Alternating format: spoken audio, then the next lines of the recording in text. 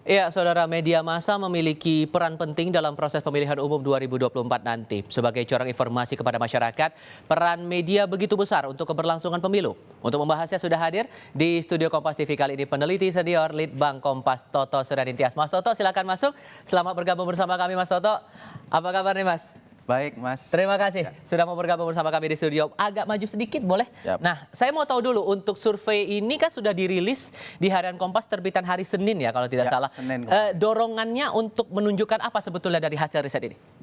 Sejauh ini kan ruang publik ini lebih riuh oleh kasus-kasus ya, kriminal, kemudian juga kasus pencapresan. Tidak ada banyak yang menyorot soal independensi dan juga bagaimana media bersikap terhadap pesta politik yang akan datang. Padahal di situ ada banyak pemain-pemain besar dan kita sudah punya beberapa hasil riset bahwa ternyata media itu rawan ditunggangi sebagai alat kampanye terutama. Sehingga itu yang memunculkan perspektif publik yang ditangkap oleh responden yang sudah diriset begitu ya, menjadi responden dalam ya, Litbang Kompas riset selalu kali ini ya. untuk melihat bagaimana sebetulnya posisi publik saat ini melihat independensi media. Oke, kita coba lihat untuk data pertama dulu. Ini pertanyaan besarnya adalah menurut Anda, ini kepada responden, sudah bebas atau belum media massa nasional dari tarikan kepentingan politik jelang pemilu 2024? Tampaknya cukup banyak kepenilaian yang sudah bebas dan cukup bebas ya, Mas. Apa yang bisa dipelajari dari data ini? Baik, angka 35 dan 36 ini sebetulnya menggambarkan kalau dijumlahkan sekitar 70% lebih. 70% itu di dalam pemaknaan tentang opini publik, dia sebetulnya sudah cukup mayoritas. Tapi kita lihat di sini bahwa separuhnya itu dia menjawab cukup. Cukup itu di dalam kategori jawaban polling kami berdasar pengalaman itu sebetulnya menggambarkan keraguan. Keraguan dalam hal apa tuh kalau untuk data Keraguan ini? dalam hal bahwa media massa itu dia tidak ditarik-tarik atau tidak didorong-dorong oleh kepentingan politik. Apa itu kepentingan politik? Ada partai politik di situ, ada partai politik yang punya media di situ, ada pemerintah juga yang mungkin punya kepentingan di situ, atau mungkin bahkan sosok-sosok elit politik yang dia mau nyapres dan seterusnya yang dia mungkin masuk di dalam struktur media massa itu.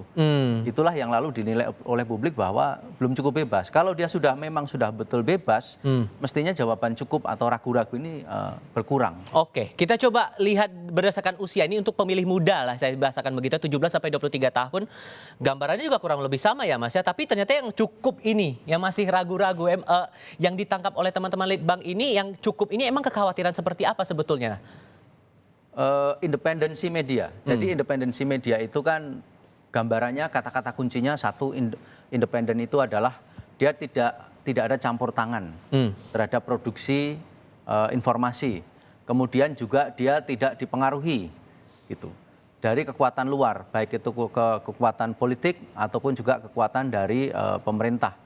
Kemudian juga dia faktual, kata-kata kuncinya kan itu. Jadi dia tidak ada campur tangan, dia faktual, kemudian dia tidak partisan. Jadi independen itu mengandung beberapa hal yang harusnya itu dijalankan di dalam konteks kita menjelang pemilu. Karena seperti kita ketahui, pada saat ini situasinya tidak sama dengan pemilu-pemilu sebelumnya, di mana saat ini kontestasi akan terasa lebih ketat karena tidak ada calon yang dominan, kemudian juga koalisi tidak kunjung terbentuk, kemudian juga strategi partai dan para kandidat itu sudah semakin canggih, termasuk juga di dalam penguasaan massa di basis-basis dapilnya, sehingga sangat bisa jadi kalau menurut kami pada akhirnya yang akan dipakai adalah alat-alat yang ada di luar dari domain politik itu sendiri, dalam hal ini adalah media. Oke, kalau untuk kelompok usia berikutnya nih Mas, 24 sampai 39 tahun, kita bisa lihat bahwa yang sudah bebas dan cukup bebas ini cukup besar begitu. Tapi kita juga tidak bisa menampilkan bahwa ada penilaian tidak bebas di sini, 29%. Apa yang bisa dibahasakan dari sini? Sebetulnya secara kategorik tadi, jawaban umum maupun jawaban yang berdasarkan kategori usia,